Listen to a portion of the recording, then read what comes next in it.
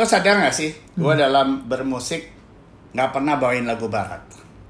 Iya. Jadi gue tuh punya satu sikap. Cara kita menghargai musik Indonesia, kalau sesama musisi apa sih? Mainin aja lagu teman kita. Om, kenapa namanya Simfonesia, bertajuk Simfonesia itu alasannya kenapa Om? Jadi emang gue tuh seneng banget punya tajuk judul-judul yang konteksnya sebenarnya ada hubungannya dengan konten. Jadi kalau lihat salut tuh biasanya orang pakai kata tribute, gue pakai kata salut, sebenarnya isinya tuh kita lagi mentributkan kan. Iya. Gitu. Halo teman-teman, apa kabar semuanya? Selamat datang di Serundeng, seru-seruan bareng Laudeng. So, sebelum nonton episode berikut ini, jangan lupa untuk subscribe, like, komen, dan juga share. Oh iya, jangan lupa nyalain loncengnya juga ya. Oke, selamat menikmati. Jangan kamu bosan, ayolah semangat, yuk. Serundeng, seru-seruan bareng Laudeng. Oke teman-teman, halo, selamat datang di Serundeng, seru-seruan bareng Laudeng. So, di episode kali ini adalah episode spesial karena sekarang kita lagi merayakan juga ya Hari Musik Nasional. Dan juga sekarang tuh vaksin lagi sudah mulai dijalankan, jadi ya semoga kita berdoa semoga bisa cepat-cepat kembali normal, udah bisa manggung kembali, bisa kembali bertemu juga dengan teman-teman musisi lainnya dan juga teman-teman yang nonton juga. Oke, so di episode kali ini gue agak sedikit deg-degan karena gue kedatangan seorang yang sangat spesial nih. Beliau adalah senior di dunia musik Indonesia dan juga internasional. Dan juga beliau adalah seorang orkestrator, dulu juga basis, kemudian pianis, dan banyak lagi. Nanti kita akan ngobrol-ngobrol apa aja yang sudah dan akan sedang dikerjakan oleh beliau. So di episode kali ini gue kedatangan Om Erwin Gutawa. Apa kabar lo semua? Apa kabar Om? Sehat-sehat ya Om ya? Alhamdulillah sehat gue. Iya, ya. Sampai sekarang masih aman. Masih aman ya Om, gitu Om. Nah, berarti udah setahun nih berarti Om corona ini Om di rumah aja nih ya. Kebanyakan di rumah aja ya. Iya. Jadi selama pandemi itu terus terang emang gue tuh jarang banget pergi, termasuk keluarga yang sangat takut terhadap virus itu. Oh, oke. Jadi selalu berusaha 90% tuh ngelakuin apa-apa di rumah. Di rumah ya. Tahun 2020 ada berapa kali bikin konser virtual orkestra kan gitu. Tapi itu kerjanya di rumah, musisi orkestra di rumah. Keren. Ya gitulah, di rumah jarang banget pergi. Di rumah aja ya, benar-benar. Tetap harus menjalankan protokol kesehatan ya. Iya, pasti. Ya. Oke. Nah Om, biasanya aku selalu memulai pertanyaan aku dengan teman-teman musisi maupun narasumber aku yang lainnya nih. Gimana sih dulu waktu awalnya bertemu dengan musik Om? Apakah memang direncanakan, disuruh orang tua atau gimana Om dulu Om? Main musik ya? Ya, jadi emang terus terang gue main musik dari kecil. Awalnya tuh gara-gara ada piano upright gitu di rumah, mungkin sekitar kelas 2 atau kelas 3 SD. Nah, gue jadi sering mainin dan kebetulan akhirnya dapat kesempatan untuk sempat les klasikal piano private. Oke. Dilesin lah ya waktu itu. Dilesin. Cuman emang nggak lama sih, cuman 2 tahun lah, 2 tahunan. Jadi les klasik. Tapi sebenarnya intinya adalah setelah gara-gara les piano klasik itu adalah yang membawa gue jadi ngerti not balok. Itu.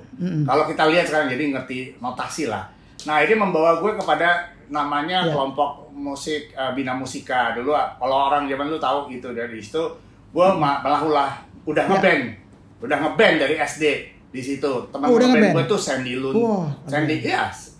Sandy Luntungan sama Dodo Zakaria ya gitu. Itu tuh teman ngeband dari SD gitu. Dan gue emang juga seneng nyanyi dulu juga waktu SD. Jadi dulu gue pernah jadi juara nyanyi juara 2 sejakarta. Jadi emang musik tuh udah jadi satu kegiatan yang dari kecil tuh gue udah main musik, berlumuran kegiatan musik lah, ikutan opera anak-anak apa segala macam gitu. Sampai ngeband pun gue dari SD, bahkan jadi gue udah main bass dari kelas 6. Main bass disuruh main ya udah gitu, kira-kira gitu. Oh gitu ya, gokil berarti. Dan gak hanya bermusik di satu segmen ya Om, waktu kecil aja udah segmennya udah mulai banyak tuh, udah ada opera, klasikal, udah ngeband. Itu tuh gokil sih Om. Jadi dasarnya piano klasik, tapi itu untuk buat punya apa ya, punya kemampuan untuk bisa baca notasi itu ternyata akhirnya menambah kemana-mana. Akhirnya belajar bass sendiri apa segala macam, jadi ikutan paduan suara, ikut nyanyi dan segala macam, ikut opera. Keren. Jadi ngapain aja, ngapain juga. Benar-benar keren Om. Nah terus main bass itu karena apa Om? Maksudnya kan dari piano kenapa nggak gitar gitu atau drum kan zaman itu mungkin keren ya. Kenapa bass? Jadi dulu di Bina Musika dengan Sandy Luntungan dan teman-teman Dodo Zakaria almarhum ya sekarang. Itu adalah kita emang sering banget melakukan perform. Waktu itu awalnya saya jadi penyanyi anak-anak karena baru kelas 5 SD ya. Kelas 5 SD. Bandnya juga band anak-anak gitu. Tapi pada satu acara tiba-tiba basisnya anak-anak juga, teman kita tuh nggak bisa ikut. Saya dipaksa, disuruh belajar, nggak ngerti main gitar, nggak ngerti bass apa-apa, disuruh nyanyi sambil main bass. Jadi waktu itu awalnya bener-bener. Itu keterusan. Jadi emang bener-bener kayak nggak sengaja, tapi itu jadi satu keterusan yang sangat bermanfaat di kemudian hari. Karena saya nggak ngerti bass tapi jadi belajar, suruh nyanyi ya udah saya main belajar. Jadi itulah kecelakaan yang membawa berkah gitu. Artinya gara-gara gantiin orang akhirnya malah jadi seneng main bass dan terus main bass. Itu di SD kelas 6 SD kira-kira. Gitu. Ini kita ngomong kelas 6 SD saya tuh kira-kira tahun 1977 apa enggak? 77-an ya Om. Aku belum lahir. Papa mamaku ketemu juga belum kayak gitu. Iya. Itu di tahun-tahun segitu tuh. Itu kalau gue SD ya, kira-kira SD Om. Gokil, berarti udah dari kelas 6 SD main bass dan udah banyak banget sih aktivitas bermusiknya itu gokil sih Om. Nah, terus pokoknya main musik terus emang terjadi dari SD. Ya.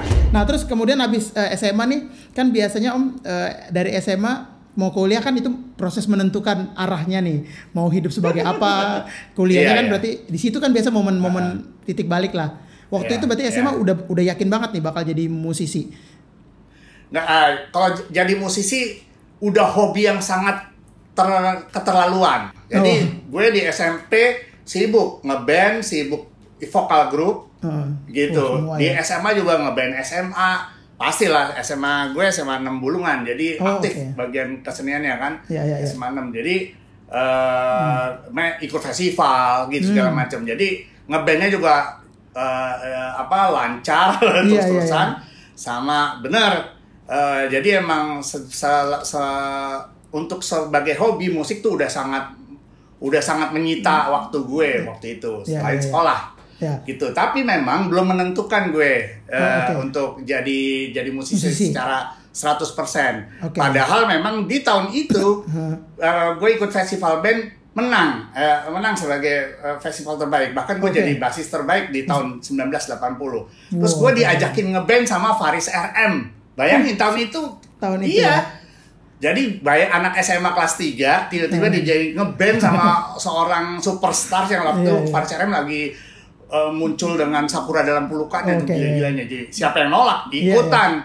Cuman harus tetap kuliah. Jadi belum nentuin, tapi ya udah gue ngeband aja gitu. Jadi emang ngikutin arus aja. Jadi akhirnya gue tetap kuliah tapi musik tuh nggak sama sekali luntur. Nggak lepas gitu. Ya, tetap bisa menjalankan. Nggak lepas. Jadi gue nggak belum menentukan, tapi gue mau bikin waktu itu. Waduh, dua-duanya jalan lah, seru-seruan. Sekolah juga jalan, ininya juga jalan, main musiknya gitu. Karena udah mulai rekaman tuh di kelas 3 SMA itu sama Faris RM itu. Band gue namanya Trans. Vinilnya betul-betul lagi Trans namanya, lagi dikeluarin lagi tuh sama Faris gitu. Udah vinilnya gitu. Iya, baru gitu. Itu kelas 3 SMA tuh. Keren banget Om. Jadi ini bisa jadi motivasi juga buat teman-teman di rumah, karena kan banyak yang suka alasan kayak aduh gue mau main musik tapi gue kuliah, gue nggak bisa memilih atau menentukan yang mana. Padahal kan dua-duanya kalau bisa dijalanin kayak Om Erwin ya. Keren. Ya tiap orang berbeda-beda. Gue nggak bilang semua orang harus bisa kayak gue, tapi alhamdulillah kan gue kuliahnya juga di UI gue, alhamdulillah gue masuk UI di arsitektur, teknik arsitektur. Jadi untungnya jadi kuliahnya kalau di arsitek kan kurang lebih dunia teknik yang dekat sekali dengan seni kan, kalau arsitektur tuh. Somehow. Jadi jadi malah bisa saling mendopang ya, menopang Menopang. Gue jadi punya banyak temen yang ada hubungannya dengan kreativitas desain dan segala macam. Selain gue tetap ngeband, bikin rekaman dan segala macam gitu. Bahkan lagi kuliah gue emang aktif banget. Udah mulai rekaman, bikin jadi music director untuk Atik CB apa segala macam itu di zaman kuliah itu. Wah, gokil sih. Dibikin Januari Christie. Iya. Album layang gitu. Jadi emang udah mulai mencoba untuk masuk lagi ke industri musik. Tapi kuliahnya sambil jalan gitu, ya. Arsitektur gitu. Keren. Nih semoga ini bisa menginspirasi nih cerita Om nih. Nah, terus Om, di tahun 93 kalau nggak salah Om membentuk orkestra sendiri nih. Bener nggak Om tahunnya? Yeah. Nah, waktu itu tujuan Om apa nih waktu itu ya? Maksudnya mindsetnya, visi misinya apa? Kan Om waktu itu kan ya mungkin image-nya anak band kan, lebih ke anak band gitu loh. Waktu itu terus visi misinya tujuannya tuh waktu itu bikin orkestra tuh apa Om kira-kira? Jadi ada urutannya. Waktu gue kuliah kan gue banyak bikin mulai rekaman, bikin jadi music director. Di baring itu tahun 1982, jadi 10 tahun sebelumnya. Gue tuh diajak, jadi gue tingkat 2 tahun kedua gue kuliah, diajak masuk sebuah orkestra. Dulu ada namanya, kalau Lodeng orang tuanya pasti tahu, ada satu orkestra terkenal di TVRI dan satu-satunya TV yang bisa ditonton di tahun itu. Itu ada Orkestra Rama namanya. Nah, gue diminta untuk bermain, diajak lewat Jimmy Manopo, drummer legenda kita gitu, untuk jadi membernya. Nah, itu gignya di TV itu tiap bulan. Jadi mau nggak mau tuh tiap bulan tuh gue harus nyempetin sekitar 10 hari untuk rekaman, itu segala macam. Pada tahun 1 kedua gue mulai disuruh bikin aransemen untuk jadi orkestrator. Padahal gue nggak ngerti apa-apa mengenai. Benar, gue tuh anak band. Gue ngertinya main piano sama main bass aja. Jadi tapi konduktornya Pak Isbandi almarhum itu udah lo coba deh. Ya udah, karena gue tiap bulan ketemu pemainnya. Lama-lama gue jadi belajar sambil jalan, jadi orkestrator. Tiap bulan, acara tiap bulan gue dapat satu lagu ngaransemen, sambil kuliah gue bikin orkestra ya, aransemen orkestra. Karena itu rutin, akhirnya jadi ada kecintaan, ada kesenangan, ada satu, seru banget ya orkestra ini ternyata ya, alatnya banyak tapi segala macam. Akhirnya walaupun belajar sendiri, tapi akhirnya ngulik, denger segala macam. Nah, berjalannya waktu, akhirnya kalau tiap gua rekaman, gua selalu melibatkan alat-alat orkestra itu, entah cuma strings, entah woodwinds atau segala macam. Kalau lihat rekamannya Atik CB atau Januari Christie, melayang, aku ini siapa pasti ada bunyi string yang gue coba, gara-gara gue punya pergaulan di dunia orkestra Telarama itu, karena itu rutin. Gue nggak lama di situ, kira-kira 3-4 tahun ya, tapi pengalaman itu pembelajaran yang paling penting. Nah, tahun 93 benar memang, karena gue sering bikin banyak teman, tiba-tiba ada satu acara yang memerlukan format orkestra tapi nggak tahu orkestranya apa. Gue memberanikan diri. Jadi perlu itu acaranya gue ingat karena Citra Pariwara itu acara award-awardnya untuk orang-orang iklan. Kan selalu kalau ada penyanyi, ada host orkestranya untuk ngiringin acara itu. Mereka bingung, itu kebetulan panitia ada temen gue, lu mau nggak? Ya gue pasti mau. Padahal gue nggak ngerti ngelola orkestra. Gue cuman baru bisa coba-coba ngulik bikin aransemen orkestrasi di rekaman atau gitu. Jadi ya udah, gue mulai. Nah itu dia. Setelah itu emang akhirnya Erwin Gutawa Orkestra, boleh dibilang karena gue waktu itu memakai nama Erwin Gutawa Orkestra. Habis itu memang lumayan jadi sering banyak acara memakai nama itu, dan gue yang ngelola pengelolaan musisinya, cara latihannya, musiknya gimana dan segala macam, sampai bikin konser dan segala macam gitu. Nah itu emang gitu, gara-gara itu sih. Gara-gara itu ya, keren. Soalnya kan, maksud gue kayak dari anak band terus tiba-tiba punya visi misi bikin orkestra tuh yang ya notabene nggak tahu ya, sekarang kan mungkin udah lebih terbuka lah mindsetnya. Kalau dulu tuh mungkin kan kayak orkestra eksklusif, lebih ke orang tua lah. Kalau anak muda kan anak band. Betul, gitu. Ya. Jadi itu gokil sih. Tapi gue jadi emang masuk tapi gue masuk ke orkestra pun gara-gara jadi anak band. Iya. Gara-gara jadi basis di orkestra itu, belajar aransemen karena tiap bulan bukan belajar, artinya nyoba bikin aransemen, karena belajarnya harus cari sendiri. Langsung nyemplung Tapi ya. karena tiap bulan jadi lama-lama terbiasa, akhirnya pas ada kesempatan bikin orkestra, ya itu gue berani aja. Beraniin aja ya. Jadi ya berani aja, beraniin diri gitu. Iya ya. Nah, Om, zaman itu kan kayak Sibelius gitu-gitu kan belum ada, Om. Berarti aransemennya tulis tangan. Tulis tangan. Semuanya tulis tangan ya? Semua. Pencil score istilahnya. Pencil score. Jadi kita nulis di satu kertas besar, di situ ada alat-alatnya, terus kita tulis notasi satu-satu pakai pensil. Nanti ada yang namanya copywriternya nggak pakai Sibelius, pakai tangan tapi pakai tinta. Oh, jadi lebih bagus ya. Bolpen tinta untuk bisa dimainin sama pemain tiap alat, karena ini kalau skornya kan untuk konduktornya kan. Konduktor. Dan gue sampai sekarang kalau bikin aransemen masih pakai pensil. Nah, gue dengar juga begitu, Om. Benar ya? Gue tadi mau konfirmasi. Iya, karena gue nggak bisa pakai Sibelius. Udah berpuluh-puluh tahun soalnya, Om ya. Aduh, lama malah bikinnya lama. Jadi gue pernah coba belajar, bukan yang mau belajar kan. Pelajaran buruk kalau nggak mau belajar, tapi karena udah kebiasaan kali ya gue. Jadi kalau pas punya waktu untuk belajar Sibelius, jadi lama satu lagu aja nggak kelar-kelar gitu. Kalau pakai tulis malah lebih lancar karena terbiasa aja sih. Iya. Tiap orang kan beda-beda. Benar-benar, Om. Tapi itu gokil sih, Om. Maksudnya masih nulis gitu kan. Tapi masih enaknya kalau ngelantur dulu nih, enaknya Pencil score itu kita masih menemukan misteri-misterinya karena bunyinya kita nggak tahu. Oh iya, benar. Benar nggak? Iya kan? Benar. Jadi walaupun kita bisa coba di piano atau di biju keyboard satu not, tapi tangan kita kan terbatas gitu, jadi cuma 10. Jadi ketika kita tulis ada berapa alat itu cuma serba ya udahlah gimana ntar lah gitu. Insya Allah jadi bagus gitu. Iya, jadi bunyi itu kalau tapi bunyi ketidaktahuan atau kemisteriusan itu yang membuat mungkin kerja gue lebih cepat. Oh, oke. Gitu. Artinya gue menyerahkan nanti hasilnya ketika udah dilatih atau direkam bareng-bareng gitu kan. Iya, gitu. benar. Karena ngecek pastilah, ngecek pakai keyboard, mau ada bunyi string kan, ya udah, tapi cuma terbatas hal tertentu karena kan tangannya dikit gitu. Iya, dikit benar. Tapi misteri itu yang membuat ketika jadi terus direkam terus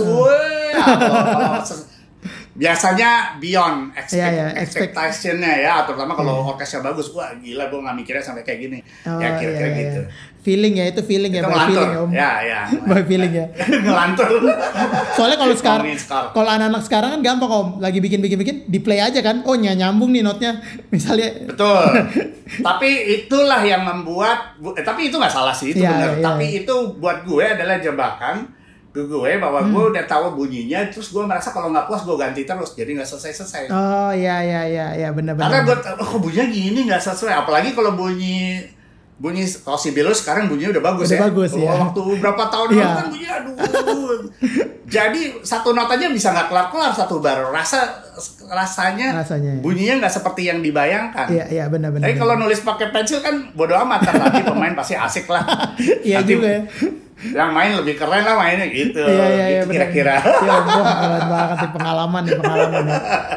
Nah, Om, terus tapi pakai Sibelius sih oke juga. Oke ya. Zaman sekarang udah banyak yang udah lebih lancar juga ya pakai Sibelius ya.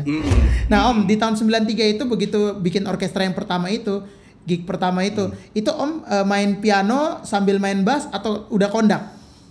Udah kondak. Langsung kondak ya itu ya? Udah, pertama kali jadi juga? Pertama kali juga. Jadi emang gue nggak pernah jadi konduktor. Gue kalau di orkestra dulu selalu jadi pemain rhythm kalau di orkestra lama, dan di acara itu gue pernah di kondak, dan gue yang ngumpulin pemainnya, makanya memakai nama gue. Dan semua aransemennya gue yang bikin, makanya pakai nama gue juga gitu. Jadi kira-kira konsep cara latihan, cara bermusiknya orkestra itu dalam arahan 99% tuh gue, jadi gue yang ondak segala macam gitu. Jadi emang itu pertama kali semuanya. Ya, berarti langsung itu serba nggak tahu, serba cuek aja. Keren ya, Om. Tapi itu keren banget sih, itu keren banget maksudnya. Tapi kayaknya sampai sini aja gue bisa menyimpulkan kalau Om itu emang gift bakat. Jadi kayak belajarin cepet. Alhamdulillah. Biasa kan? Alhamdulillah. Orang butuh effort lebih lah untuk ngulik gitu, untuk belajar. Iya. ini lu bisa. Kalau dihitung sekarang sih belum tentu berani juga karena tuh emang agak nekat. Tapi dulu nekatnya nggak banyak yang ngelakuin. Jadi kalau bikin salah nggak apa-apa. Iya. Gitu. Kalau sekarang kan banyak sekali yang ngelakuin. Mau banget. jadi konduktor, jadi orkestrator, jadi diusahakan mungkin harus sempurna mungkin. Apalagi fasilitas makin banyak, nggak boleh bikin salah. Kalau dulu ya nggak ada, dikit banget orang ya udah salah dikit ya. Iya benar. Nah, ngomong-ngomong soal orkestra nih, rekaman zaman dulu sama zaman yang sekarang nih beberapa tahun belakangan nih, menurut Om yang perbedaan yang cukup signifikan apa Om? Jadi emang sampai sekarang sih masih sama. Jadi gini, dulu rekaman orkestra itu waktu lagi zaman orkestra untuk di TV yang orkestra lama itu nggak pernah bisa sama-sama karena nggak ada studio yang besar. Oh, oke. Selalu terbagi dalam satu seksi string section, seksi woodwind, seksi brass section, nanti rhythm section sendiri gitu. Jadi nggak pernah yang namanya main bareng tuh susah banget gitu karena nggak ada tempat ya. Jadi nah ketika gue mulai bikin album-album sebagai music director pun juga kalau bikin orkestra terutama strings ya selalu double sih. Jadi sebetulnya kita manggil nge-call 8 pemain string. Tapi efeknya supaya kelihatan seolah 30 orang ya 5 kali double. Itu caranya. Walaupun sebetulnya bunyinya agak corrosing gitu, ada blending dikit ya karena sama. Jadi emang mungkin gue ngerasain benar-benar full orkestra main bareng secara besar katakan 50 atau 60 orang untuk rekaman ya. Untuk rekaman kalau buat konsep sering untuk latihan di tempat terbuka gitu ya atau di balai sidang. Tapi untuk rekaman tuh album Krisye di tahun 95 yang akustik Krisye. Itu gue berangkat ke Australia, gue bekerja sama Sydney Symphony ya, pokoknya lupa namanya, pokoknya di Sydney. Itu sekitar 60 orang dalam satu ruangan main bareng apa yang kita tulis. Itu pertama kali punya perasaan, wah gila, bunyi flute-nya ada di situ langsung bareng. Gitu. Jadi itu pengalaman hebat juga menurut gue karena kan nggak terbiasa kita dengar langsung semua karena semua serba dubbing biasanya kan. Iya benar serba dubbing. Nah kalau di Indonesia sejak ada studio Aquarius atau loading pada datang itu sekarang udah mungkin sekitar 30 orang 40 orang tuh bisa bareng. Ya, tapi biasanya masih jarang juga, paling baru string aja karena biasa timpani nggak sama-sama. Jadi emang susah di kita ini belum walaupun studionya sekarang udah ada ya gitu ya. Jadi itu bedanya. Nah kalau akhirnya memang bedanya di luar ada rekamannya tuh selalu bareng-bareng. Jadi level tingkat ensemblitas tuh kalau dalam orkestra tuh penting kebersamaan bermain kan. Sama-sama megah, sama-sama pianissimo, sama forte itu terjadi di ruangan itu. Jadi itu emang kalau sebagai orkestrator atau pembuat orkestra pasti itu pengalaman yang dahsyat untuk mendengar satu orkestra dalam satu ruangan studio, dengar semua instrumen yang ada sampai timpani sampai semuanya ada di situ dimainkan, apalagi kalau kita yang tulis gitu kan. Sih benar-benar. Ya itulah kira-kira itu tahun 95 96 tuh bikin album akustik Krisye. Iya sih benar juga ya kalau misalnya main bareng kan moodnya dapet. Terus ya tadi ensemblitasnya itu kalau bareng-bareng sama tag sendiri yang double ya lumayan beda ya rasanya ya. Iya, kalau ya pastilah berbeda karena itu kalau kayak pemain strings diulang 5 kali itu kan sebenarnya ada pengolahan bunyi yang sama kayak kita.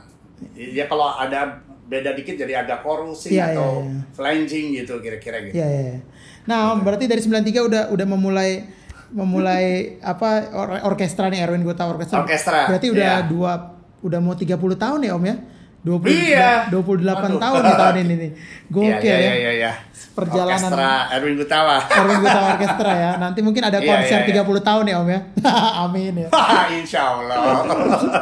Nah Om, ini aku agak penasaran ya Om. Jadi kan setelah itu kan Om Erwin image-nya dan maksudnya kayak udah orkestra nih, Erwin Gota Orkestra.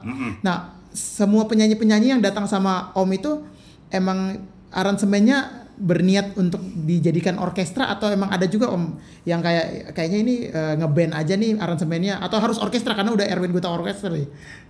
Enggak. Jadi gue orkestra itu tahun 93 tapi gue merintis karir atau berprofesi sebagai music director untuk rekaman atau itu tuh dari zaman sebelum ada Karimata bahkan kan gitu. Jadi Karimata tuh 6 tahun sebelum orkestra, jadi gue udah bikin rekaman buat Januari Christie, bikin Atik CB, segala macam Atik CB, terus abis itu bikin Krisya.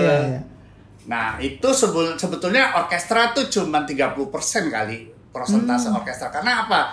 Kalau di rekaman tuh orkestra tuh mahal kan, harus bayar pemain, bayar ini, bayar studionya dan segala macam. Jadi lagu tertentu aja yang selalu ada orkestranya. Memang saya selalu bela-bela jadi bikin Januari Christie dari 10 lagu. Kalau untuk satu album kan ada 10 lagu, 3 lagu pakai string, 1 ada woodwinds-nya atau ada yang komplit. Jadi sebetulnya gue nggak fanatik sama orkestra dalam konteks kalau ngegarap album penyanyi atau apa gitu, karena banyak banget yang cuman format band aja atau akustik atau bahkan main big band juga gue berapa kali gitu ya, main big bandnya agak semi jazz gitu. Nah tapi memang kalau dalam dunia konser, karena gue emang sering bikin konser ini, konser itu, konser Krisya, Krisdayanti, Ruth Sahanaya, Tiga Diva, dan Afgan, Rosa, itu selalu format orkestra besar yang muncul di panggung. Jadi emang image orkestra tuh jadi cukup kuat. Jadi kuat ya. Padahal kerjaan gue itu orkestra memang akhirnya cukup dominan, tapi dulu-dulu enggak. Sebenarnya awalnya tuh sebetulnya seru-seruan aja. Bahkan gue pertama kali bikin Afgan itu lagunya Panah Asmara. Itu benar-benar nggak ada orkestranya. Itu full brass sama ngeband banget gitu ya, lagu Panah Asmara, lagu Krisdayanti album yang itu gue bikin lagu yang Pilihlah Aku di album itu ada ngeband banget gitu. Ngeband banget itu ya. Gitu. Jadi nggak selalu, tapi memang orkestra tuh makin lama-lama makin identik ketika kita, karena gue selalu kalau bikin konsep selalu ada orkestra yang muncul gitu. Oh gitu ya. Jadi soalnya itu udah jadi image kan Om. Jadi aku pikir betul, ya nggak salah juga karena emang sering muncul gitu dengan orkestra gitu. Iya. Nah Om selama jadi musik director ngerjain banyak banget artis-artis senior dan juga papan atas Indonesia. Ada 1 atau 2 cerita Om yang Om tuh selalu teringat lah, maksudnya ada peristiwa apa di balik rekaman yang mungkin lucu atau mungkin mengenang lah sehingga Om tuh gak akan lupa nih momen ini nih. Itu pas rekaman siapa Om kalau ada Om? Tuh. Ya semua seru-seru sih ya. Jadi kebetulan tuh gue alhamdulillah dapat pengalaman bikin jadi music director, penyanyi-penyanyi yang lumayan punya dedikasi kuat terhadap industri ini gitu ya. Jadi ya Krisya, Januari Christie, Ruth Sahanaya, Krisdayanti, Agnes, Sheila Majid, Afgan terakhir gitu ya. Jadi menurut gue sih mereka rata-rata kalau bekerja tuh udah tahu, karena gue mencoba memperlakukan mereka sebagai partner gitu. Jadi jadi gue selalu cerita apa maunya gue dulu dan apa maunya mereka. Jadi nggak pernah ada cerita yang terlalu bikin bete, nggak ada sih sebenarnya. Tapi mungkin kalau yang spesial adalah mungkin soal kita ngomongin penyanyi legenda yang namanya Krisya ya. Kenapa? Karena emang Krisya itu mungkin salah satu penyanyi yang paling banyak gue bikin albumnya. Artinya selain album, bahkan gue tuh boleh dibilang jadi music directornya dia di off airnya. Jadi gue ngawal dia di puluhan atau ratusan show-nya dia, bikin konsep besar berkali-kali. Albumnya gue kawal tuh sampai 4 album plus berapa single. Jadi nah yang mungkin yang bisa diceritain sebagai inspirasi terhadap seorang penyanyi yang namanya Krisya itu, Krisya itu sangat siap kalau ke studio.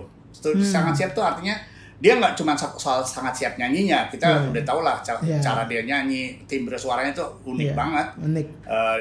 Cara dia mendabelkan suaranya itu kemampuan yang istimewa, karena nggak semua bisa kayak gitu.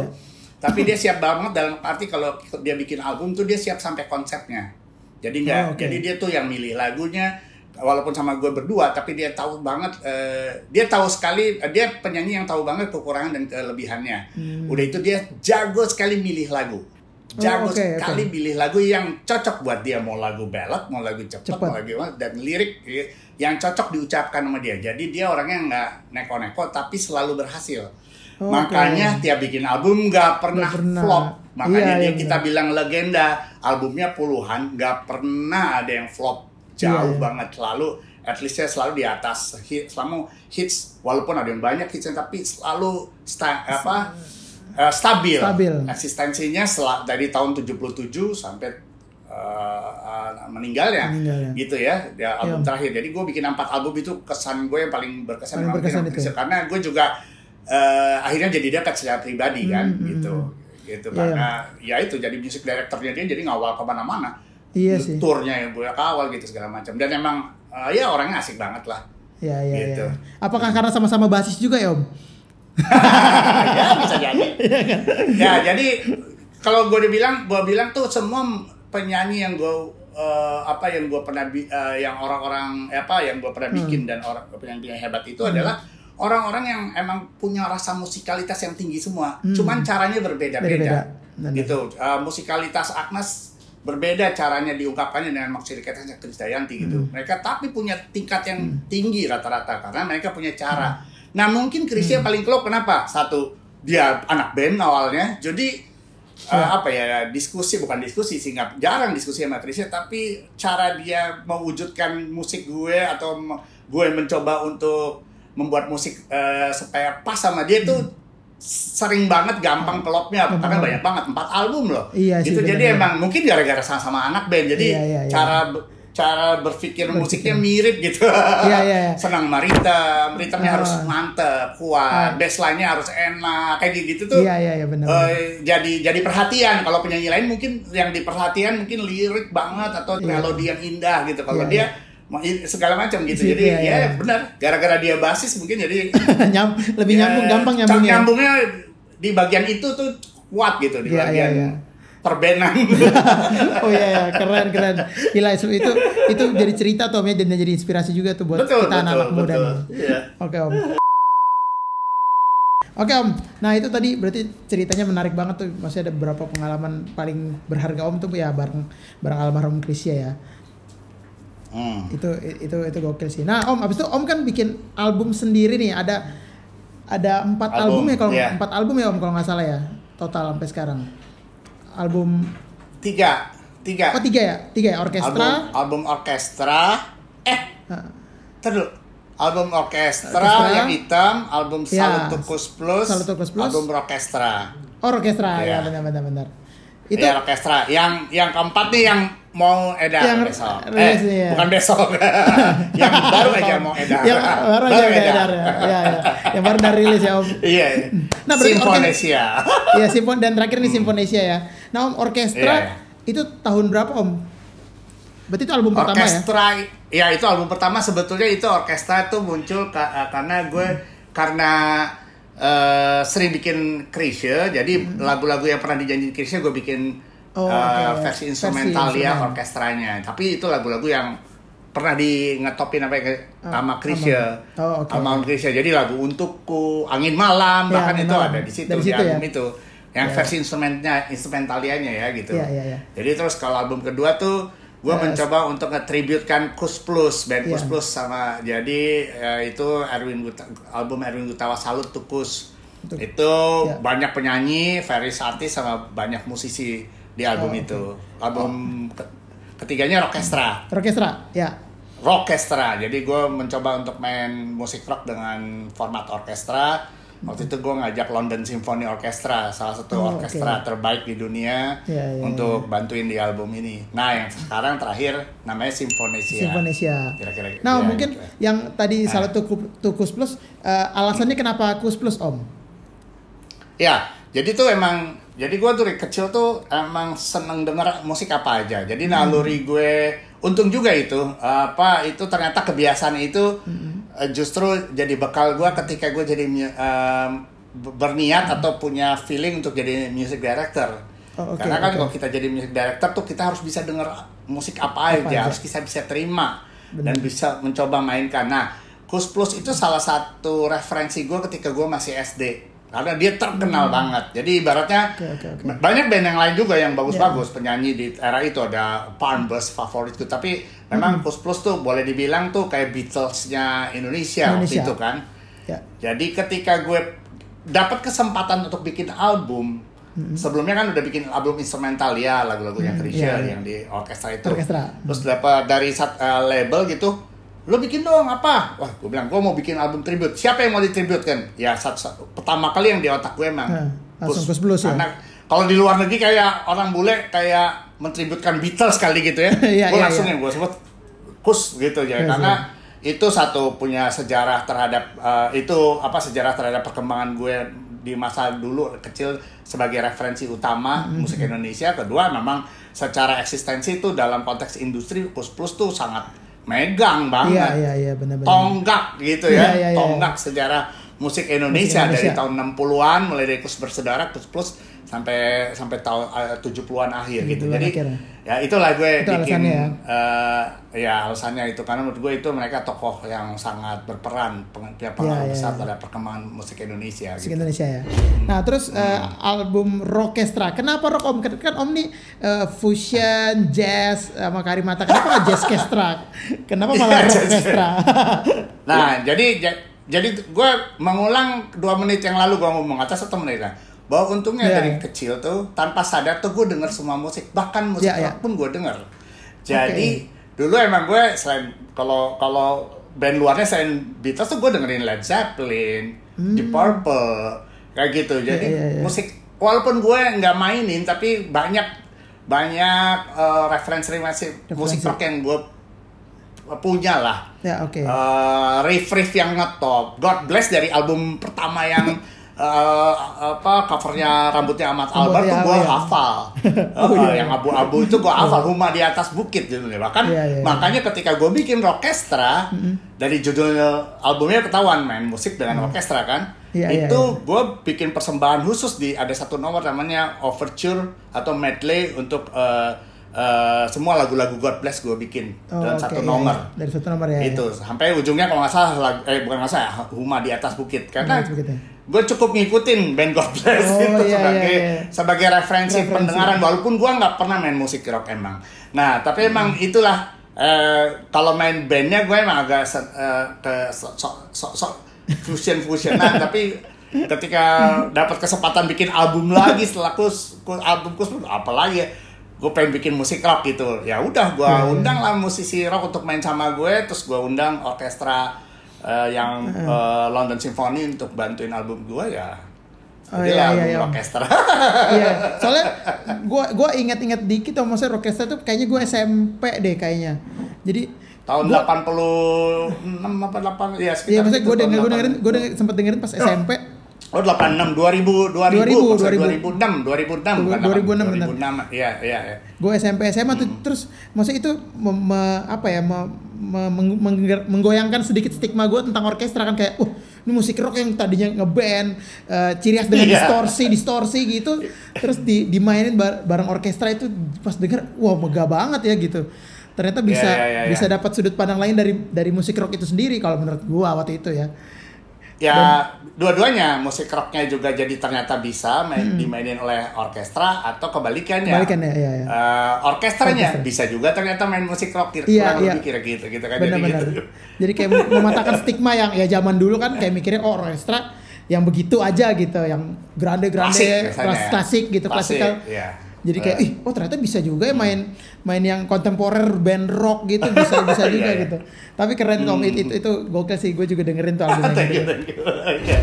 Nah, terus kemudian barusan ini di 2021 Om mengeluarkan album Simfonesia nih setelah sekian lama ya berarti dari Rockestra kan lumayan tuh berapa belas tahun tuh berarti. Iya, sekarang setelah Rockestra jadi dari tahun 90-an emang gue aktif bikin konser kan, tapi bikin sekali konser Chrisye awalnya tuh pertama kali tahun 1994 ada konser sendiri. Habis itu kita kena krisis, habis itu tahun 2000-an. Nah, memang gue lumayan banyak selain bikin album rekaman tuh bikin konser Chrisye, konser segala macam. Jadi ketika habis Rockestra emang gue bikin konsernya Rosa, Afgan, Tio Diva segala macam. Gue sibuk off air. Ada project juga yang gue ini adalah gue sama Gita bikin di atas rata-rata, bikin konser di atas rata, bikin album. Jadi albumnya gitu. Jadi gue dalam tanda kutip agak lupa terhadap apa album gue gitu.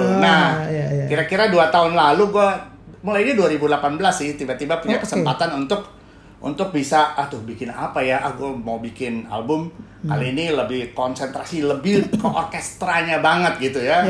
Gitu terus kebetulan gue bisa mengajak salah satu orkestra yang juga hebat di dunia, namanya Synchron Stage Orchestra. Studionya juga sekarang mungkin one of the best selain Abbey Road Studio di London. Gitu, dan gue bisa rekaman di situ di 2018-2019 untuk nyiapin album ini gitu. Jadi ya itulah Sinfonesia, akhirnya baru bisa baru-baru ini bikin ya. Emang edarnya baru 2021 karena 2020 boro-boro kita mikirin album kan, walaupun sebenarnya secara materi konten albumnya udah selesai tapi belum mastering, belum apa segala macam. Jadi ya udah sambil jalan. Alhamdulillah dari 2021 ini bisa ngeluarin Sinfonesia gitu. Bisa rilis ya. Gokil sih. Bisa rilis. Nah, Om, kenapa namanya Sinfonesia? Bertajuk Sinfonesia itu alasannya kenapa, Om? Jadi emang gue tuh senang banget punya tajuk judul-judul yang konteksnya sebenarnya ada hubungannya dengan konten. Jadi kalau lihat Salut tuh biasanya orang pakai kata tribute, gue pakai kata salut, sebenarnya isinya tuh kita lagi mentributkan kan, gitu. Terus habis itu orkestra nggak usah dijelasin lagi, jelas itu orkestra. Nah sebenarnya Sinfonesia itu mirip kayak orkestra. Kalau kita dengar orkestra, kalau itu kan pasti kalau orkestra selalu identik dengan istilah-istilah namanya simfoni, simfonik, gitu kan, gitu. Nah Nesianya tuh Indonesia, jadi sebenarnya ini jadi adalah kalau Sinfonesia ada album instrumental ya, di mana ada lagu-lagu Indonesia yang menurut gue selama perjalanan gue jadi music director tuh gue kagum sama jalinan melodinya. Jadi gue bikin interpretasi baru terhadap lagu-lagu yang menurut gue ini indah banget melodinya. Jadi nggak ada penyanyinya, instrumentalnya dimainkan oleh orkestra besar. Kalau besar tuh identik dengan simfonik, rasa simfonik gitu. Jadi makanya namanya Sinfonesia. Jadi lagu Indonesia instrumentalia, mainin lagu Indonesia dimainkan secara simfonik. 60 orang studio gitu, di orkestra gitu di dalam satu studio. Jadi kira-kira gitu. Jadi emang ini kumpulan lagu-lagu keren sih menurut gue, karena yang bikin bukan gue lagunya, ada Mas Guru, lagunya Mas Guru, lagunya Baby Romeo, ada Odi Agam, dan lain-lain, ada Melly Guslow, ada Di Lestari, ada Dodo Cek. Jadi orang-orang hebat ini bisa membuat lagu indah yang menurut gue harus kita capture keindahannya. Kenapa? Lagu ini sebetulnya memiliki lirik, memiliki lirik. Tapi ketika gue lepas liriknya, ini lagunya tetap keren. Kenapa? Karena kalau lo kan orang musik, karena intervalnya, metriknya dan segala macam tuh memenuhi kaidah keindahan sebagai sebuah melodi. Jadi kalau kita mainin secara instrumentalia aja, nggak ada penyanyinya, itu tetap bisa nyampe lagu itu. Nah itu nggak semua lagu hits gitu. Benar. Lo kalau jadi anak band pasti banyak, lagu hit banyak banget. Tiap tahun kita punya lagu hit. Tapi kalau langsung nggak ada meaningnya, berarti harus ada listriknya, harus ada liriknya. Nah tapi ada berapa lagu, ya sebagian lagu yang hits bagus, liriknya bagus.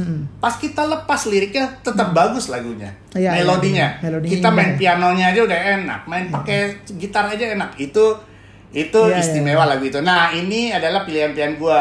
Emang masih banyak, cuman gue baru bisa milih 8 karena gue berharap ada Sinfonesia berikutnya yang bisa gue itu. Jadi gue milih 8 lagu dulu yang menurut gue punya interpretasi terhadap lagu ini secara melodinya untuk supaya gue bisa kembangkan dalam konsep Sinfonesia ini. Gitu, keren. Benar. Itu maksudnya basicnya dan juga maksudnya dasar pemikirannya sehingga album ini bisa rilis ya Om ya. Berarti ada 8 lagu. Ada 8 lagu.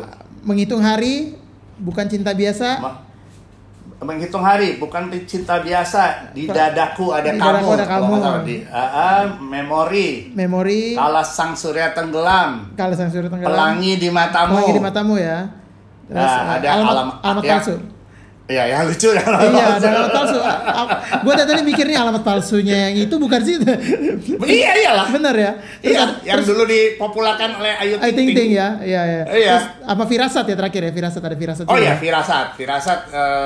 Firasat yang di Lestari ciptanya. Iya. Nah, ya, itu menurut gue ini 88-nya ini punya kekuatan masing-masing terhadap melodinya. Karena kalau kita bikin instrumentalia, apa sih yang modal kita adalah harus melodi yang kuat. Melodi yang menyentuh, melodi yang indah, atau melodi yang megah, atau bahkan yang seru seperti alamat palsu. Jadi dengan begitu bukan kita nggak perlu lirik, tapi tanpa lirik pun kita masih bisa bercerita gara-gara melodinya itu udah enak, keren, udah gitu, asik. udah indah ya. Udah indah. Si orkestra ini gue coba untuk memainkan jalinan-jalinan itu untuk supaya keindahannya makin jadi lebih indah, makin lebih megah, makin lebih menyayat kalau itu sedih, makin misteri kalau itu emang mengandung nilai misteri gitu-gitu. Nah itu orkestra tuh, kalau kita punya tools orkestra tuh, lo tahu pasti orkestra tuh punya kekuatan melebih-lebihkan sesuatu ya. Lagu yang menyayat bisa jadi tersayat gara-gara orkestra. Iya, lagu yang romantis makin romantis, lagu yang megah bisa jadi megah kalau dimainkan orkestra besar. Jadi, nah itu yang gua usahakan dengan orkestra ini, untuk ceritanya tetap terjalin lewat lagu karena nggak ada liriknya, tapi lebih megah, lebih. Ya orang mudah-mudahan bisa dengarnya kayak gitu ya. Lebih ini ya. Soalnya gitu. Kan lagu-lagu ini kan udah benar-benar lagu hit semua kan. Jadi maksudnya setidaknya begitu orang dengar pasti orang udah notice nih, dan pasti secara nggak langsung refleks suka nyanyi sendiri gitu-gitu kan. Cuman mungkin di album Simfonesia ini memberikan interpretasi yang beda lagi tuh. Ya, karena cara gue ngaransemennya jadi emang gue pasti agak membedakan cara membuat satu orkestrasi untuk iringan penyanyi atau untuk jadi satu instrumentalia. Pasti beda approach-nya. Karena kalau kita untuk penyanyi, siapapun penyanyinya, itu kita harus berusaha untuk mensupport nyanyiannya dia supaya makin kena kan. Entah benar. Dengan kunci yang pas atau dengan instrumentasi. Tapi kalau nggak ada penyanyi, si orkestra ini harus bisa bercerita lewat instrumen-instrumen yang sebegitu banyak gitu. Harus saling menjalin gitu. Jadi emang approach-nya berbeda sekali bikin instrumentalia, bikin orkestrasi untuk nomor instrumentalia sama orkestrasi untuk nomor yang ada penyanyi ya. Beda. Cara ngaransemennya beda, approach-nya gitu. Nah Om, proses pemilihan 8 lagu itu lama atau berapa lama? Terus Om sendiri kah atau ada tim atau dibantu Gita mungkin? Ya, jadi lumayan agak lama karena gue juga kerjanya nggak langsung sekaligus bikin 8 lagu. Jadi gue kira-kira per 2-3 lagu. Nah memang karena gini, lagu yang punya melodi indah di Indonesia banyak banget. Banyak banget. Ya, memang nggak semua lagu ngetop tuh indah melodinya, tapi yang indah tuh banyak gitu. Jadi terus terang emang gue berdiskusi karena di album Simfonesia ini produsernya kan Gita. Gita. Jadi dia punya peran untuk bikin pertimbangan-pertimbangan lah. Tentunya kita bisa berdebat atau bisa punya pilihan-pilihan yang berbeda sampai kita mengerucut ke 8 lagu ini ya. Tapi memang nggak gampang karena pertimbangannya banyak. Ini belum soal tahunnya ini mah kebanyakan tahun 80-annya gitu kan. Atau ini angkatan papamu doang yang tahu kira-kira gitu. Makanya jadi mencoba untuk di-spread ininya eranya, jadi ada yang 80, ada yang 90-an. Kalau Pelangi di Matamu itu kan tahun 90-an. 90-an benar. Tahun 2000-an tuh Firasat, ada Alamat Palsu. Gitu. Jadi kalau Memori tahun 80-an karena itu hit singlenya topnya Ruth Sanaya awal. Jadi itu juga mencoba, makanya itu jadi bukan bingung, itu menentukannya emang lama karena pasti tahun 80-an banyak lagu keren, melodi yang indah-indah. 90 juga, 2000. Nah, pilihan mengerucut segala macam pertimbangan. Memang itu diskusi gue berdua sama Gita sih, itu. Menyangkut aspek musik, menyangkut variasi dan segala macam. Gitu. Keren. Ya berharap sih nanti punya Simfonesia yang kedua supaya lagu yang nggak sempat kepilih bisa ada. Bisa ada. Benar Om, karena 8 lagu kayak terasa kurang ya. Pasti ngerasa kurang ya. Ya, gue ngerasa juga harusnya emang pasti banyak, dan gue ini juga kan eksperimen karena bentuk instrumentalnya gue itu bukan konteks instrumentalnya yang bisa dinikmati dalam konteks, kan banyak instrumentalnya lah gitu ya. Sambil lalu ini harus ini eksperimen untuk terhadap apa ya, pendengar sih kayak apa menerimanya. Kalau dapat sambutan bagus, insya Allah sih mau bikin lagi pasti gue. Gimana gue? Jadi ada Simfonesia berikutnya, karena ini jadi satu apa ya, bukan brand, apa entitas lah ya. Bahwa Simfonesia itu lagu-lagu Indonesia yang dimainkan secara simfonik, kira-kira gitu. Oke. Lagu pop gitu. Lagu pop ya. Berarti apa Om harapan yang Om ingin sampaikan lewat album ini nih buat para pendengar? Selain ya pasti kan kalau dapat feedback bagus ya berarti diterima. Cuman ada harapan lain nggak Om buat pendengar album Simfonesia nanti? Gue tuh, lo sadar nggak sih, gue dalam bermusik nggak pernah bawain lagu barat. Jadi gue tuh punya satu sikap, gue mainin lagu barat kalau main piano di rumah. Tapi untuk kepentingan publik gue, untuk rekaman, untuk kepentingan publik di konser, gue nggak pernah. Boleh dibilang pernah sih, tapi di antara ribuan lagu yang pernah gue bikin, atau acara show apa segala macam, kalau satu show kan sekitar 15 lagu kali berapa udah dari tahun segitu. Ribuan. Paling 1 lagu 2 lagu gue pernah. Jadi bener-bener gue tuh emang gue fanatik sama lagu Indonesia. Karena gue punya pendapat bahwa cara kita menghargai musik Indonesia, kalau sesama musisi apa sih? Mainin aja lagu teman kita. Apalagi mainin yang punya orang yang lebih tua dari kita atau yang jadi inspirasi kita, supaya lagu itu bisa didengar lagi. Gitu.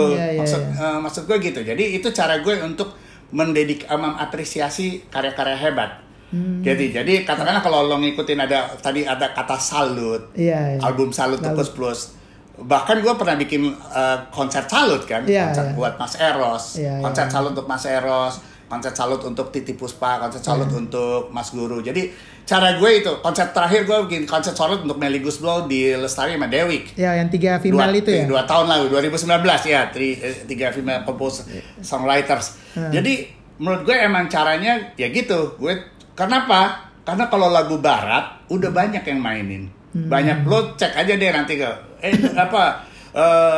lagu ini mainin oleh orkestra banyak banget dari John Williams sampai yang light pop gitu. Ada gitu. Lagu Sting oleh Royal Sinfonia banyak. Jadi kalau lagu barat kayaknya udah banyak di luar. Nah, lagu Indonesia dimain sama orkestra. Ya harus kita. Benar. Jadi itu sikap gue sih. Nah, caranya adalah pesannya adalah emang kita harus menghargai karya-karya hebat teman-teman kita nih, apalagi yang udah lebih senior, bahkan apapun ya, senior sama junior nggak masalah sih menurut gue. Yang penting gue mencoba untuk mengapresiasi karya lagu yang menurut gue indah. Gue akan coba gue interpretasikan dalam bentuk simfoni orkestra. Pesannya sebetulnya ya selain disenengin kalau ada yang seneng denger, tapi itu adalah pesan ke-Indonesiaan penting jadinya menurut gue sih jadinya. Karena gue percaya dengan cara gitu kita akan lagu Indonesia akan jadi kuat terus gitu. Iya benar. Punya banyak versi gitu. Jadi gue selalu seneng kalau ada orang aransemen lagu apa dibikin jadi apa, itu kreativitas nggak boleh terbatas, tapi lagu itu jadi kalau emang lagunya bagus tuh jadi ada lagi. Jadi gitu. Iya benar. Itu salah satu cara kita untuk menghargai ya sejarah dan menghargai segala macam gitu. Keren, bener Om. Gue setuju sih. Setidaknya kita menjaga ekosistem musisi Indonesia ya, musik Indonesia ya. Tapi jangan dianggap gue nggak dengerin lagu barat ya, gue dengerin banget buat referensi. Dan gue main kalau di rumah main piano, main apa, main gitar, lagu-lagu yang keren-keren sih gue dengerin sih gitu. Tapi ketika gue main untuk publik, gue berusaha 99,9% untuk mainin lagu Indonesia. Dan lo boleh cek sih kayaknya gue selalu gitu, makanya gue main selalu orkestra lah apa salut tuh ini begitu gitu. Kira-kira gitu. Jadi ada konsep bermusik yang gue udah jalanin dari sejak awal sih. Dari awal ya. Nah, dari awal masuk ke industri. Iya. Nah, di album Simfonesia ini kan sistemnya nggak langsung ngeluarin satu album terus semua 48 lagu berderet nih. Kan Om ngeluarinnya single-single dulu, berapa single, 4 single, baru yang terakhir langsung baru bareng album. Nah itu kenapa Om, alasannya Om kalau boleh tahu Om? Jadi sebenarnya emang gue bilang gitu. Jadi gue tuh emang untuk rekaman orkestra di studio yang beneran. Ini kebetulan gue milihnya Synchron Stage, walaupun orangnya baik-baik, profesional banget, orkestranya juga bagus banget karena one of the best gitu. Kita tahu Vienna itu adalah kota orkestra di dunia ya. Kiblatnya musik klasik atau orkestra gitu. Jadi musisi orkestranya gila-gila. Cuman biasa karena kita memerlukan effort yang gede kalau tiap rekaman kan. Jadi dari segi biaya, dari segi waktu. Jadi gue tadinya aja nggak nyangka bahwa gue bisa bikin satu album. Bahkan gue pikir gue cuman bisa satu lagu. Ya gue come up dengan, kalau nggak salah gue rekaman dulu menghitung hari pertama kali malah gitu. Atau Pelangi di Matamu. Jadi waktu itu ngeluarin aja gitu. Tiba-tiba bisa jadi 8. Ada rezeki lah gue. Atau ada acara yang bisa sekalian gue bikin rekaman ini. Jadi bikin Simfonesia tuh blessing juga. Ketika di perjalanan tiba-tiba bisa mengkomplitkan ternyata.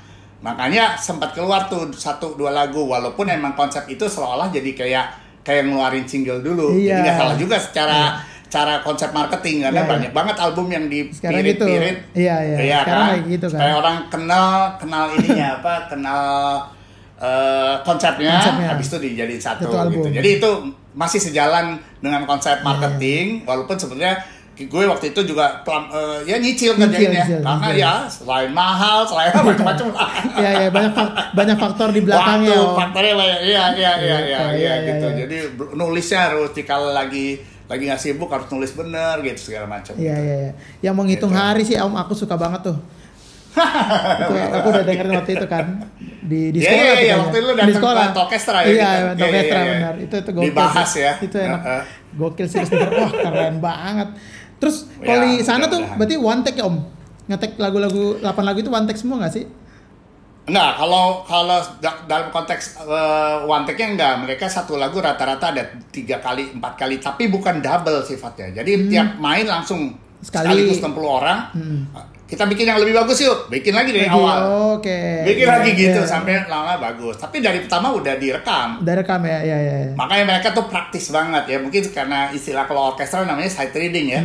Sight reading tuh baca not baloknya udah kayak baca koran, kayak baca koran. Baca koran aja cepet. Jadi sight readingnya kuat, interpretasinya cepat, adaptasi terhadap aransemen. Padahal kan gua nggak kenal sama mereka gitu. Artinya mereka langsung kedua kali lo udah tahu ini pasti maksudnya gini cepet. Jadi rekamannya selalu bareng-bareng 60 orang dalam satu ruangan. Kalau lo lihat klip-klip behind the scene-nya itu kan kayak gitu tuh. Ya itu suasana rekamannya kayak gitu. Emang studionya bagus banget, besar gitu. Synchron Stage tuh one of the best. Sekarang sih gitu. Keren banget sih itu. Pengalaman lah. Jadi teman-teman mungkin yang penasaran gimana lagunya bisa langsung cek udah ada di semua platform digital ya Om, Simfonesia itu ya. Iya, Simfonesia. Ada di YouTube juga ada video klip atau video main. Ada. Jadi mungkin belum sampai 8 tapi ada beberapa lagu yang sifatnya nanti ada gue nyuruh beberapa seorang seniman untuk memvisualisasikan. Bahkan kalau lagu Memori udah ada kemarin udah rilis ya premier sama tim ya untuk ada di YouTube. Ada gambar interpretasi aja, bukan video klip sih, interpretasi seniman grafis untuk ketika denger musik gue gitu. Jadi emang kalau yang single-single awal dulu tuh gue covernya gue minta orang-orang pelukis atau arsitek untuk bikin interpretasi terhadap musik yang single yang gue keluarin gitu. Tapi bentuknya bukan video. Nah kali ini emang video jadi musik gitu. Jadi teman-teman mungkin yang penasaran kayak gimana visualisasinya dan juga musiknya itu kan benar-benar nyeni banget tuh. Jadi teman-teman boleh cek nanti langsung ada di YouTube, bisa langsung di search aja di Simfonesia. Dan juga di platform-platform digital bisa dengar tuh kayak gimana sih lagu-lagu hits Indonesia kalau dimainin secara orkestra dan instrumental nih, nggak pakai lirik nih, ternyata juga indah juga. Nggak pakai penyanyi. Nggak pakai penyanyi ya benar, nggak pakai lirik, nggak pakai penyanyi. Sama orang suka ini mana penyanyinya ya, dia itu harus terbiasa. Orang Indonesia banget ya. Jadi teman-teman bisa langsung Kok penyanyinya nggak masuk intro mulu? Intronya panjang juga ya gitu mikirnya. Ya nggak apa-apa, biar terbiasa bahwa emang ada satu nomor yang namanya instrumentalnya, di mana interpretasikannya oleh instrumen musik bukan oleh vokal. Ya, benar. Ini juga salah satu cara, karena emang ya di antara jumlah musik yang beredar di Indonesia mungkin yang bikin instrumentalnya cuma 5% kali. Iya, benar, nggak banyak ya. Jazz apa gitu, biasanya musik jazz yang bikin itu. Orkestra jarang juga gitu ya. Bener. Ya nggak apa-apa, coba mudah-mudahan bisa. Oke, semoga bisa didengar oleh semua orang. Memenuhi kaidah-kaidah pendengar. Keren, pasti keren banget. Para pendengar. Nah Om, sekarang aku mau main game sedikit Om, sedikit kalau boleh nih Om. Wah, gampang kok, game gampang. apa ini? Cuman game. Ada game-gamean. Kirain biasa sengaja belum di briefing. Nggak, ini cuman true or false aja Om. Jadi Om tinggal jawab yes or no aja. Buset. Gampang kan? Gampang banget. Nggak boleh jawab nggak tahu ya? Boleh, nanti abis itu baru kita akan bahas nih kenapa yes atau kenapa no nih. Oke. Ya. Oke, Om. Yes or no aja. Okay. Iya, rapid question. Siap. Pertanyaan pertama, Om Ege waktu kecil pernah main film? Yes. Terus yang kedua adalah Om Erwin kalau lagi latihan atau lagi konser suka jatuhin barang karena gerasa-gerusuk? Yes. Oh yes juga ya? Ya. Oke. Terus kadang-kadang suka spontan ngeluarin ide saat lagi latihan mungkin atau saat lagi GR gitu. Suka spontan gak sih? Yes. Oh yes juga ya, oke. Yes juga. Kalau makan harus pakai kecap? Yes. Lu ngulik dari mana? Terus terakhir. Kalau di backstage, Ya. kalau di backstage biasanya Om tuh dapat ruangan sendiri tapi nongkrongnya sama anak band aja atau sama anak orkes. Iya ya. Iya sekali. Bener ya? Seru soalnya kalau nongkrong anak band ketawa-tawa mulu. Iya. Bener Om. Jadi Om tahu lah, karena semua jawabannya yes berarti kan Om tahu dong sumberku dari mana, orang terdekat Om lah. Siapa itu? Oke. Iya, jadi dari 5 itu semua gabungan tuh Om. Jadi ada yang dari asik. semua anak bandnya Om. Aman. Ya itu yes kok semua. Bener. Itu jawabannya ya semua itu. Oh, tapi kenapa nggak lanjutin main film Om? Nggak laku. Jadi gini, ini gue kasih tahu konteksnya ya, atau boleh ceritakan. Jadi di tahun 70 awal, kalau ada sejarah industri film, itu film anak-anak tuh lagi booming. Oke. Disitulah mulai zaman Rano Karno mulai jadi anak-anak sidul, anak Betawi, tapi masih anak-anak ya, bukan sidul yang udah gede ya. Itu ada ratapan anak tiri, pokoknya semua film anak tuh ngetop banget. Nah waktu itu gue tuh suka nyanyi. Oke. Gitu. Sering ikut operat anak-anak, diajak lah sama sutradara legenda namanya Ratno Timo untuk bikin film anak-anak. Gue main 4 film sih. Oke. Tapi kelihatannya rezekinya nggak di situ, jadi ya udah. Habis itu biasa-biasa aja. Yang penting punya pengalaman. Dan di film itu gue juga nyanyi, jadi itu banyak nyanyinya gitu. Jadi emang semi musikal gitu di 2 film. Sedih-sedih gitu. Dan waktu itu zaman film pokoknya susah semua ceritanya. Ya gue pernah terlibat, tapi itu jadi pengalaman yang sangat menyenangkan karena ya seru lah, karena pernah punya pengalaman lain lah gitu. Iya. Keren, ternyata masih ada. Jadi emang lagi ngetren waktu itu. Lagi ngetren main film ya. Film anak-anak. Film anak-anak benar. Terus Om juga kalau makan harus pakai kecap. Itu aku dapat dari. Nah, itu kesayangan Om lah. Dari siapa? Dari tukang gesek kesayangan Om. Itu memang karena kecap itu selalu hadir di meja makan gue sejak gue masih kecil. Nggak tahu kenapa nyokap gue itu selalu ada kecap. Jadi kalau makan nggak pakai kecap rasanya aneh. Gitu. Itu kebiasaan dari kecil aja. Tapi ini kecap gue makan kalau makanan Indonesia. Gak mungkin lah gue makan steak pakai kecap gitu. Jadi kalau tapi kalau makanan Indonesia udah pasti gue pakai kecap. Gado, apa rawon apa ya udah. Somai pakai kecap gitu. Jadi karena kebiasaan dari kecil selalu ada di meja makan. Iya. Keluarga jadul kan gitu, keluarga jadul. Tetap lo sekarang juga kecap masih nomor 1. Iya.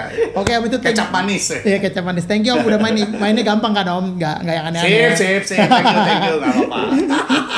Nah Om, Ini aku juga penasaran nih, yang soalnya kan aku anak band, ngeband, main musiknya ngeband lah rata-rata lah mostly lah. Nah, kalau untuk jadi dan orkestra kan sekarang mindsetnya udah lebih terbuka dibanding zaman dulu. Mungkin kalau menurut Om nih cara mungkin buat teman-teman musisi yang baru, yang masih muda, yang untuk tiba-tiba kayaknya gue tertarik orkestra nih.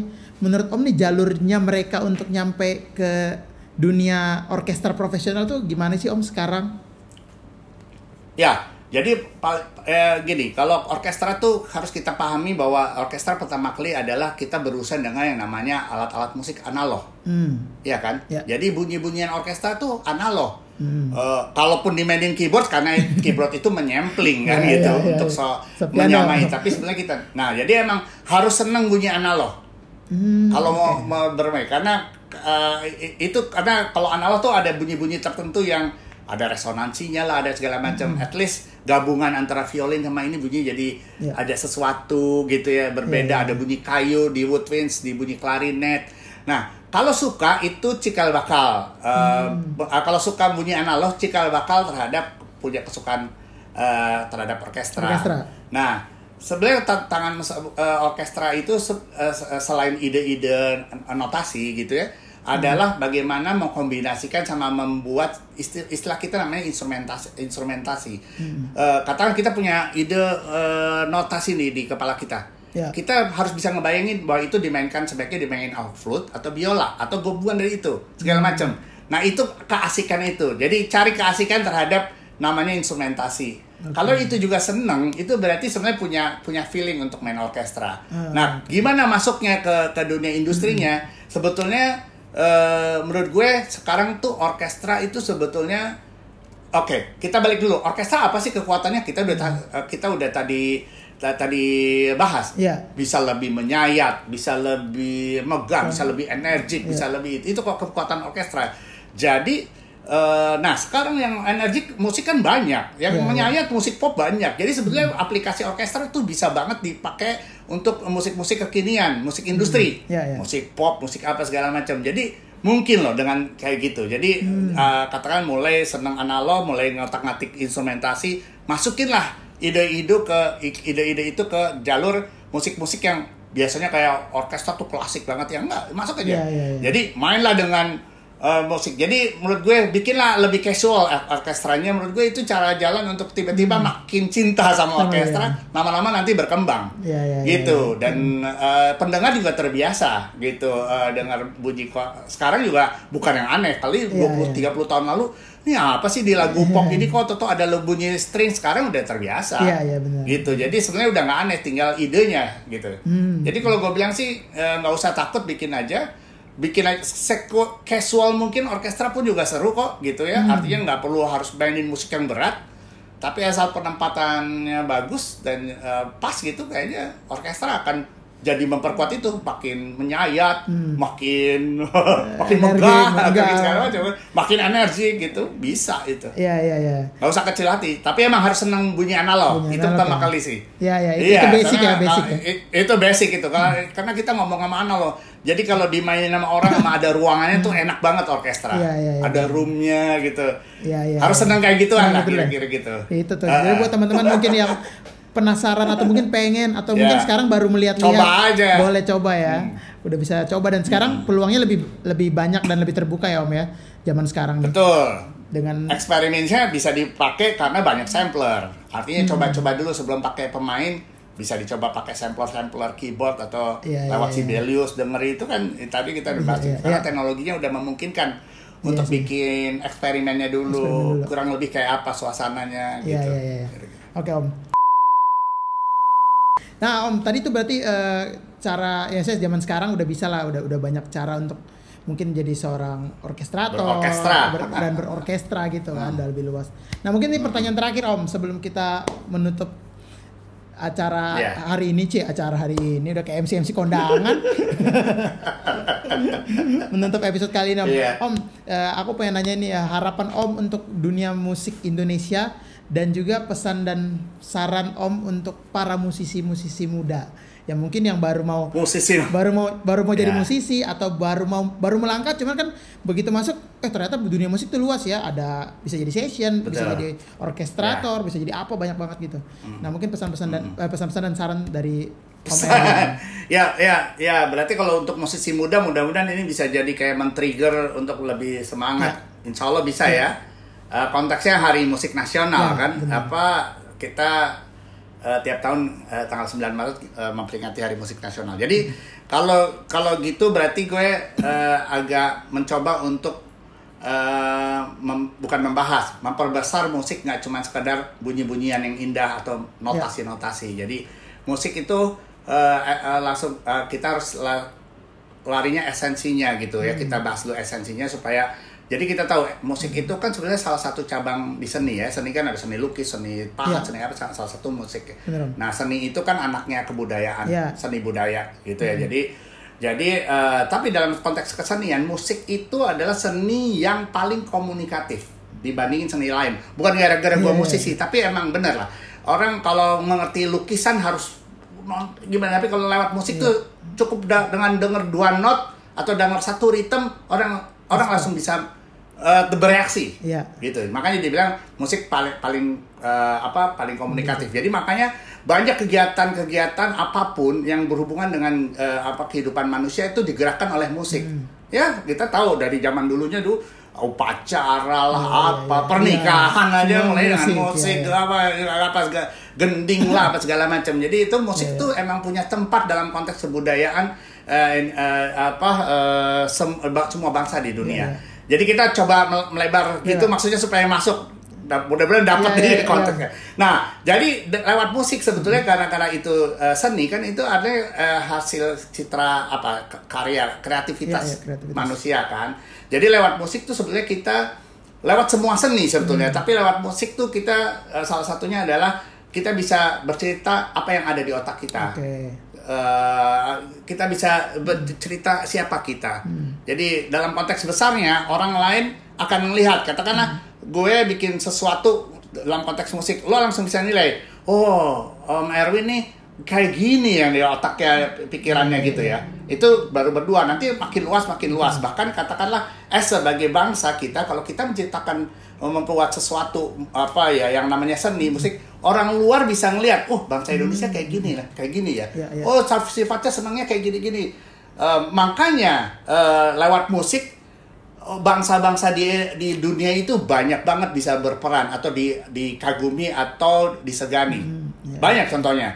Ya kalau kita nggak ngomongin musik Amerika yang punya jazz apa segala macam ya, itu udah pengendali industri dunia, bahkan Inggris atau negara Eropa. Cuman katakanlah kita ngomong soal musik bangsa India, siapa yang nggak kenal dia lewat musiknya? Akhirnya kita tahu tabla, kita tahu sitar dan segala macam. Musik Afrika, musik Jepang, gara-gara musiknya kita jadi mengenal bangsanya. Bahkan kita sekarang lagi kenal banget yang namanya bangsa Korea. 20 tahun lalu kita nggak tahu. Gara-gara musiknya, musiknya loh. Jadi musik itu perannya besar banget terhadap komunikasi kita dalam konteks kita bergaul secara dunia. Kenapa juga? Karena musik itu bisa bersinergi dengan hal-hal yang lain. Kalau kita ngomong soal Korea, kita nggak ngomong musik aja, kita ngomong make upnya, bajunya, jadi dalam satu kesatuan konsep. Jadi kita lebih mengenal bangsa itu. Jepang juga gitu, Cina sekarang gila-gilaan gitu. Maju semuanya. Jadi musik itu bisa memajukan bangsa dalam konteks besar. Gitu. Nah, jadi tapi untuk maksud gue kalau untuk begitu besarnya, jadi sebenarnya kalau anak muda sebenarnya banggalah kalau masuk dunia musik, karena ketika kalian menemukan ramuan yang pas atau punya ide yang cerdas atau ide yang keren, itu levelnya bisa mengangkat bangsa. Gitu, kira-kira gitu. Dan bangsa kita kalau semua banyak yang ngelakuin, itu akan banyak bangsa kita akan diakui. Bangsa Brazil dikakuin apanya sih? Kalau nggak bola ya musiknya. Gitu. Lain-lainnya kita masih cuek. Nah, insya Allah bangsa Indonesia sebetulnya susah banget kalau kita ngomong teknologi. Wah, jauh banget kita segala macam. Tapi mungkin kalau lewat seni budaya khususnya musik kita nanti bisa bersaing. Maksud gue gitu. Jadi harusnya kalau untuk anak muda tuh bikin aja, kali aja dapat. Apalagi sekarang cara orang menikmati musik udah nggak ada batas wilayah lewat kemajuan teknologi. Dulu kalau harus nonton konsernya kita harus datang. Boro-boro orang datang ke Indonesia susah. Tapi lewat dunia digital apa segala macam apa yang kita mainkan itu langsung ditonton dimanapun bisa ditonton kan. Iya kan, istilahnya bisa nggak ada hambatan. Jadi itu kesempatan itu kayaknya harus dipakai sebagai penyemangat karena ini nanti kalau kita berbuat sesuatu dalam konteks musik dan seni budaya itu pengaruhnya gede loh, nggak cuman buat kita doang bahwa kita senang main nada yang itu adalah bisa mempengaruhi pergaulan konteks bangsa loh. Jadi maksud gue ujung-ujungnya adalah ya harus bikin, harus kreatif, berkarya aja terus. Kalau gue bilang karena dengan begitu nanti akan menemukan. Dan kalau yang melakukan berkarya itu banyak banget, itu akhirnya nanti kita sebagai bangsa tuh punya satu jati diri yang kuat. Kalau itu kuat, wah kita kalau musiknya maju pasti budaya maju. Kalau budaya maju, kita menang perang budaya bukan perang yang lain gitu. Jadi kita akan dianggap banget. Dan kalau kita dianggap di dunia, kita nggak perlu bikin visa kalau kemana-mana. Nggak perlu susah-susah ya. Ya, lo cek deh, jangan-jangan bangsa Korea sekarang nggak perlu bikin visa kalau nggak perlu bikin visa kalau ke Indonesia. Udah pasti aman kali. Tapi ya gitulah, bangsa Jepang pasti lebih gampang karena budayanya diakui, Nah itu yang kita bisa dan kita bisa mencapai itu karena kalau lewat seni budaya, lewat seni musik, lewat seni budaya itu penilaiannya nggak apple to apple, nggak soal bagus nggak bagus, iya kan? Bukan, kalau teknologi jelas loh. Siapa yang bisa kirim roket ke bulan atau ke angkasa ya itu yang menang. Benar. Kita kapan gitu kan gitu ya. Tapi kalau seni budaya enggak, kita nggak bisa ya kan kita masih abstrak. Yang penting pas untuk itu dan kita bisa diakui. Kira-kira gitu sih. Jadi lakukan aja karena musik itu kuat banget dampaknya kalau kita bisa berbuat yang benar. Keren. Gitu. Berarti istilah musik itu adalah bahasa dunia itu bener banget ya Om ya. Betul. Bisa mau mau dari suku mana, mau dari bangsa mana, mau dari belahan dunia mana juga musik tuh ya bisa menyatukan lah, itu jadi satu bahasa lagi ya. Keren. Dan bisa membuat kita bangga sebagai bangsa kalau dapat pengakuan. Oke, semoga itu tadi bisa menginspirasi teman-teman tuh tadi masukan dari Om Erwin.